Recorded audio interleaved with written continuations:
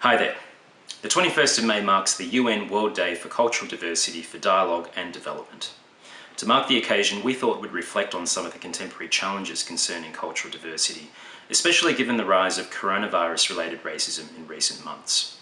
Joining us in this culture chat are Gabrielle Russell, Acting Director of the National Centre for Cultural Competence, and Sally Sitou, who's a media advisor and co-chair of the Mosaic Cultural Diversity Network. Hi, Sally. Hi, Gabrielle. How are you? I'm going well. We've seen a rise in racism generally across Australia. How is this affecting our staff and students? I think it's something that many people of Asian heritage are starting to see creep into their daily lives, unfortunately. And we're seeing that from our students and also our staff because people are scared and they are anxious. And I completely understand. But the way that's being expressed now is that there's now a fear of people of Asian heritage, this racial vilification in the streets, people are getting their homes graffitied, told to go back to where they came from. We can help counter that by making sure that we're showing kindness to our international students, to our staff members, just reaching out and asking them how they're doing, if they need further support. There is a lot to be said about how that can really make people feel welcome and that they belong here.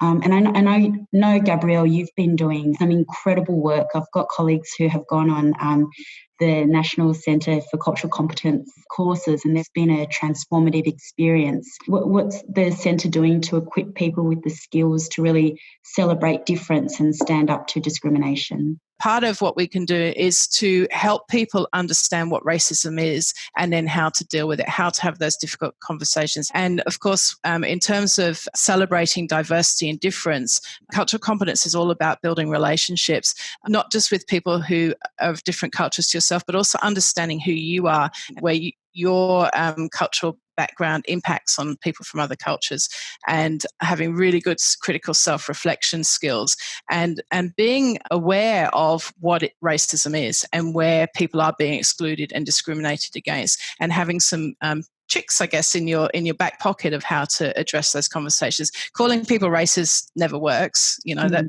usually is a conversation that goes nowhere, but being curious and engaging in conversation with people, why do you think this? Where are you getting your facts from? Really trying to get people to develop those critical self-reflection skills and have an understanding of their own privilege and unconscious bias, because only when we can start seeing what's not visible to most of us, then we can really start understanding what other people are experiencing.